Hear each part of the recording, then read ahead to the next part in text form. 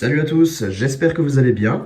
Aujourd'hui, c'est une vidéo achat récent. J'en profite en fait que ce mois de juillet est plutôt calme en fait en termes de sortie Steelbook, du moins pour moi, parce qu'il n'y en a pas énormément qui m'intéressent ce mois-ci.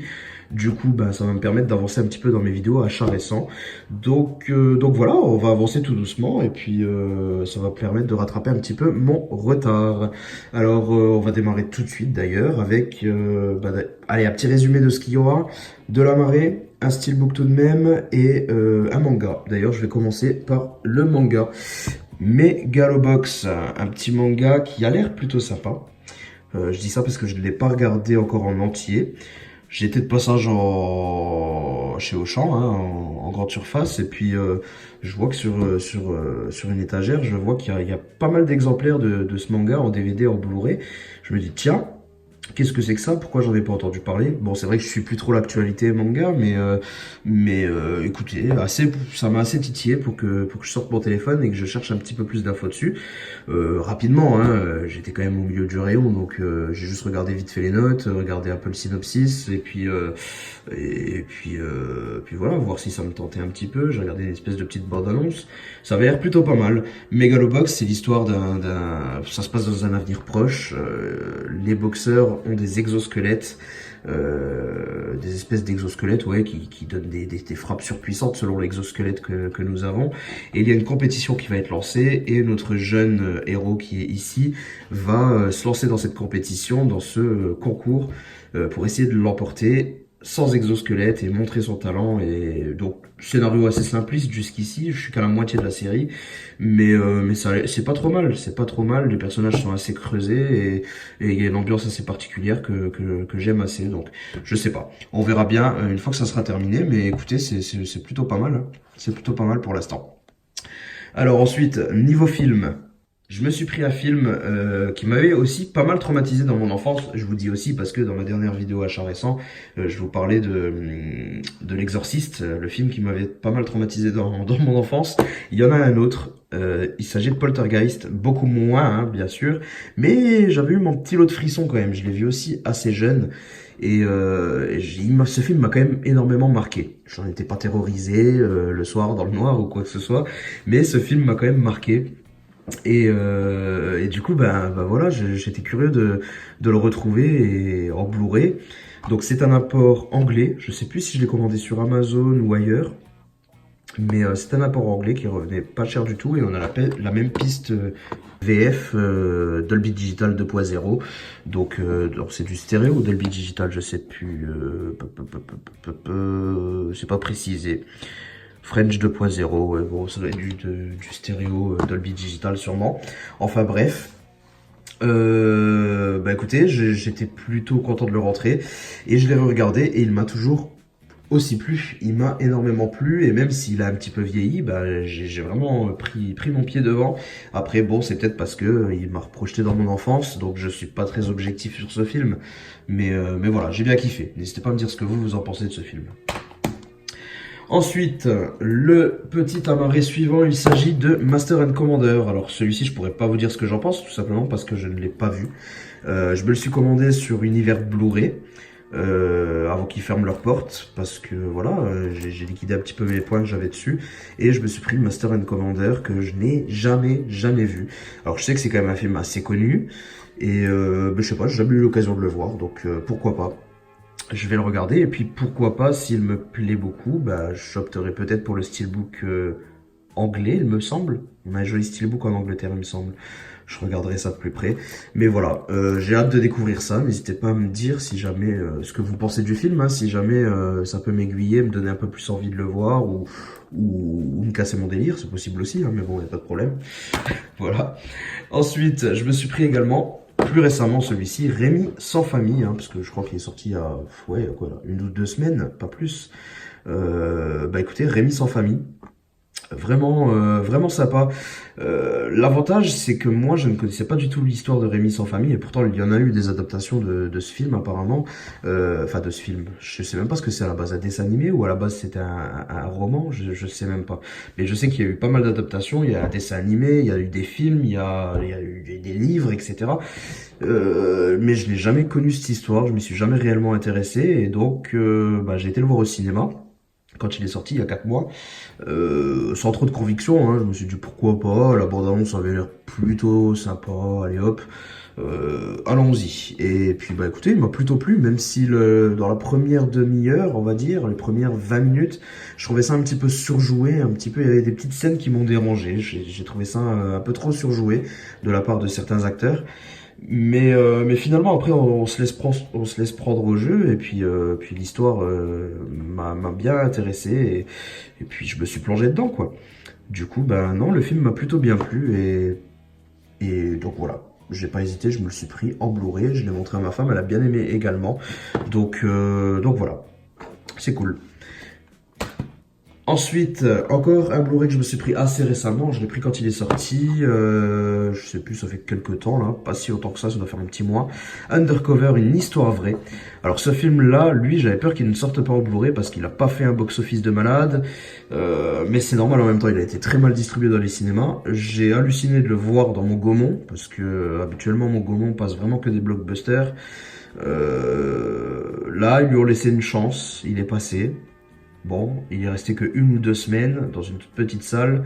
Il n'a pas fait beaucoup d'entrées, honnêtement. Quand j'y étais, j'étais tout seul dans la salle. Bon. Mais écoutez, le film a été une vraie claque. Matthew McConaughey, c'est à la base pour ça que j'ai été voir le film, rien que pour ça. Après, entre-temps, j'ai vu la bande-annonce qui m'avait bien plu. Et puis bah, l'histoire aussi, parce que ça parle de quoi? Ça parle de, je vais vous le lire parce que moi je vais partir dans un charabia. Ça se passe à Détroit dans les années 80 déjà. Donc je vous fais un mini résumé. Voilà, c'est en pleine guerre contre la drogue et en fait le fils de Matthew McConaughey, je sais plus comment il s'appelle dans le film, mais son fils va être engagé par le FBI pour devenir un informateur du FBI et va être clairement exploité par le FBI. On va, ouais, il n'y a pas d'autre mot. Il va être exploité par le FBI et je viens de me souvenir qu'il faut absolument pas lire le synopsis qu'il y a derrière, ni d'ailleurs je pense le synopsis sur les sites Allociné, etc. Parce que je crois qu'il révèle beaucoup trop ce qui se passe. C'est inspiré de faits réels, d'une histoire vraie.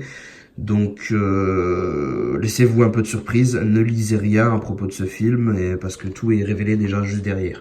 Donc non, allez le voir.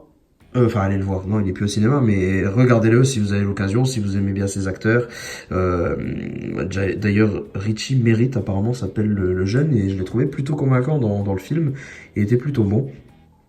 Et ouais, c'était vraiment un film assez sympa, et enfin même très sympa. Moi, je l'ai vraiment beaucoup apprécié, hein, pour que j'aille me le chercher le jour de la sortie. Ouais, j'ai vraiment kiffé. Mais essayez de pas trop vous renseigner dessus parce que voilà, vous pouvez lire la fin en 2 secondes sur tous les synopsis.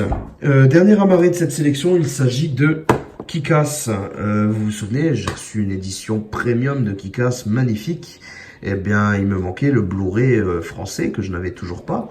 Donc voilà, l'avantage c'est qu'il vaut rien du tout le Blu-ray de Kick-Ass. Donc je l'ai eu en parfait état comme neuf sur Rakuten pour, je crois, 99 centimes le Blu-ray et les frais de port étaient à 3,49. Donc vous payez beaucoup plus cher en frais de port que le prix du Blu-ray. Et puis voilà, bah, c'est l'édition en plus avec plusieurs disques, donc c'est vraiment cool. Et puis voilà, donc content, je vais pouvoir le glisser dans mon édition fabuleuse que j'avais reçue et qui était vraiment grandiose. Et le dernier produit que je vous présente aujourd'hui, il s'agit d'un steelbook. Un steelbook que j'ai bien failli ne pas avoir. Il s'agit de l'Empereur de Paris. Alors, celui-ci, ça a été très compliqué. J'ai été le voir au cinéma. J'ai bien apprécié. Franchement, il est bien passé le film, hein. Je me suis pas embêté. Il y a pas de souci. Vincent Cassel, j'aime beaucoup. L'histoire en elle-même est très bonne. La réal aussi, mais je sais pas. Il y a quelque chose. J'ai pas eu ce déclic.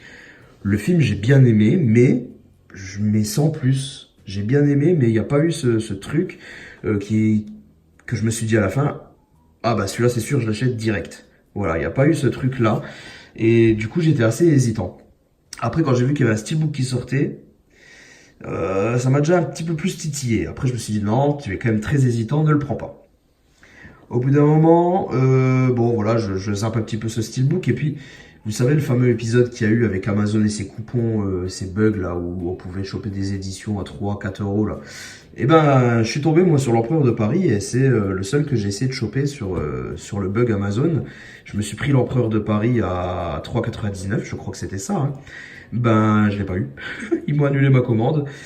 Donc voilà, c'est pas passé, donc j'étais un petit peu résigné, j'étais un petit peu dégoûté, parce que là c'était le truc qui m'avait fait dire, bon bah allez, pour 4 euros, on va pas cracher dessus, le film est quand même bon, le steelbook est très joli, a l'air très joli, donc pourquoi pas. Bon, au final Amazon me le refuse, voilà, donc je suis un petit peu déçu, je me dis bon c'est pas grave. Et puis un jour je tombe sur des photos, du steelbook qui est vraiment très très joli. Parce qu'on a vraiment du spot gloss et vous savez que j'aime beaucoup le spot gloss. Hein. Hashtag spot gloss forever les gars. Ceux qui me suivent un peu sur les réseaux, vous devez comprendre. Mais voilà, j'aime beaucoup le spot gloss, je trouve le steelbook très très joli. Le film est bon. Donc, ça me donnait encore plus envie de le prendre quand même. Et puis bah de ces jours, je passe au champ et puis qu'est-ce que je vois? Ben il en restait un tout en bas, en tête de gondole, mais tout en dessous, tout en bas, planqué derrière les autres.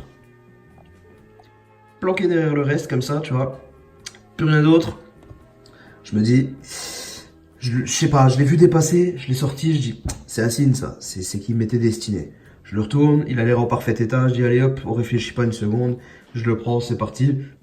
Je le déballe à la maison et là je le vois et je le trouve vraiment somptueux, donc je ne regrette pas mon achat. Par contre, je suis toujours du même avis, le film est sympa, mais j'ai pas une envie de malade de le revoir très très prochainement. Je dis pas, hein, ça se trouve dans 1 ou 2 ans, j'aurai envie de me le refaire et je me le remettrai, y a pas de souci. Mais il fait pas partie de ces films où vous le savez, vous avez envie de le revoir, vous savez que vous allez le revoir dans moins d'un an, vous avez surkiffé, vous êtes sûr à 100% de votre achat. Mais bon, c'est le jeu, de temps en temps on a envie de se faire plaisir, de temps en temps on est influencé par le steelbook en lui-même qui est très joli. Et finalement, bah, j'en suis quand même content parce que mine de rien, le steelbook est très joli pour pas trop cher. Donc voilà. Écoutez, c'est tout pour cette vidéo. J'espère qu'elle vous a plu. Vous n'hésitez pas à me dire dans les commentaires ce que vous avez pensé un petit peu de tout ces achats, de tous ces films. Vous n'hésitez pas à m'en parler aussi sur les réseaux sociaux si vous voulez. On en discute comme d'habitude un petit peu partout, sur Twitter notamment où je suis un petit peu plus actif. Vous vous abonnez à la chaîne si c'est pas encore fait, si vous le désirez, comme ça vous ne loupez pas les prochaines vidéos. Et puis ben en attendant, je vous dis à très bientôt, portez-vous bien. Allez, ciao tout le monde.